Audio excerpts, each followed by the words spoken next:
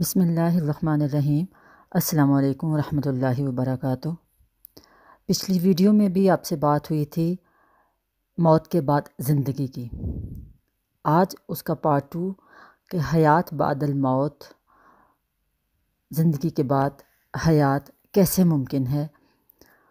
جو لوگ سمجھتے ہیں کہ زندگی بس یہی دنیا کی زندگی ہے، مرنے کے بعد کچھ نہیں، انسان نے مٹی ہو جانا ہے، کوئی حساب نہیں ہے، بس ہم جی لیں اپنی زندگی، تو ایسے ذہنوں کے لیے اللہ تعالیٰ نے قرآن میں ایک اور مثال دی ہے مرنے کے بعد جی اٹھنے کی۔ جیسے پچھلی ویڈیو میں تذکرہ ہوا تھا حضرت ابراہیم علیہ السلام کے واقعے کا، کہ اللہ تعالیٰ نے فرمایا کہ ابراہیم تم 4 پرندے لے لو، ان کو خود سے مانوس کرو، پھر ان کو ذبح کر کے ان کے ٹکڑے مختلف پہاڑوں پر رکھاؤ، پھر ان کو آواز دو، وہ دوڑتے ہوئے تمہارے پاس آ جائیں گے۔ اور ایسا ہی ہوا، اللہ کے حکم سے ہڈیاں جوڑیں، پھر گوشت چڑھا، پھر روح آئی، اور پھر اکٹھے ہو کر جڑے ہوئے اور دوڑتے ہوئے وہ پرندے ابراہیم علیہ السلام کے پاس آ گئے۔ ایک تو یہ مثال ہے قرآن نے دی ہمیں حیات بعد الموت کی۔ بالکل اسی طرح اللہ تعالیٰ نے مرنے کے بعد جی اٹھنے کی ایک اور مثال سورۃ بقرہ میں دی، کہ ایک شخص تھا، اس کا گزر ایک ایسی بستی پر ہوا جس کے مکانات اپنی چھتوں پر گرے پڑے تھے، یعنی اس بستی پر کوئی ایسا حادثہ ہوا تھا کہ بستی ویراں ہو گئی تھی اور سب بستی والے مرا گئے تھے۔ یہ شخص یہ حالت دیکھ کر حیرت سے کہنے لگا کہ معلوم نہیں اللہ تعالیٰ اس بستی کے مردوں کو قیامت کے روز کیسے زندہ کریں گے۔ تفسیر کے مطابق یہ شخص حضرت عزیر علیہ السلام ہیں۔ انہیں یقین تو تھا، لیکن حیرت ان کے دل و دماغ پر چھا گئی تھی کہ اللہ تعالیٰ کیسے یہ کام کریں گے۔ اللہ تعالیٰ کو یہ منظور ہوا کہ اس کا مشاہدہ اس کو کرا دیں، تو ایک مثال باقی لوگوں کے لیے بھی قائم ہو جائے کہ مرنے کے بعد دوبارہ زندہ ہونا ایک اٹل حقیقت ہے، اور کس طرح ہونا ہے دوسرے لوگوں کے سامنے بھی یہ مثال آ جائے۔ اللہ تعالیٰ نے اس شخص کو 100 سال تک مردہ رکھا، مطلب حضرت عزیر علیہ السلام کو۔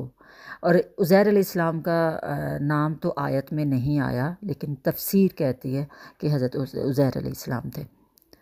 ان کو اللہ تعالیٰ نے 100 سال تک مردہ رکھا، پھر ان کو اٹھایا، پھر پوچھا کہ تم کتنی مدت اس حالت میں رہے؟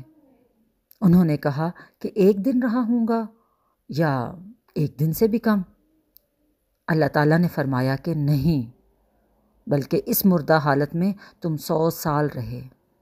اپنے کھانے پینے کی چیزوں کو دیکھ لو، یہ ذرا نہیں گلی سڑیں، یہ اللہ تعالیٰ کی بڑی قدرت ہے۔ دوسری قدرت یہ کہ اپنے گدھے کی طرف نظر کرو،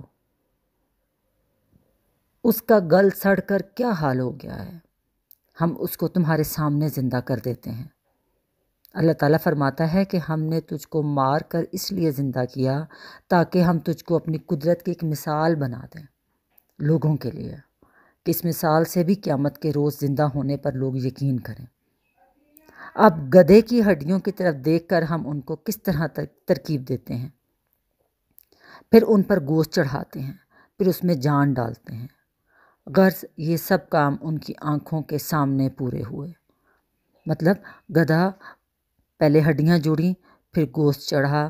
بس امیجن کریں کہ کیسے ایک کام ہو سکتا ہے، امیجن کریں کہ کیسے سڑی ہوئی گلی ہوئی ہڈیاں، گوشت جو رہا ہی نہیں ہوگا، کیسے اس کے اوپر چڑھتا چلا گیا اور وہ گدھا اٹھ کے کھڑا ہو گیا۔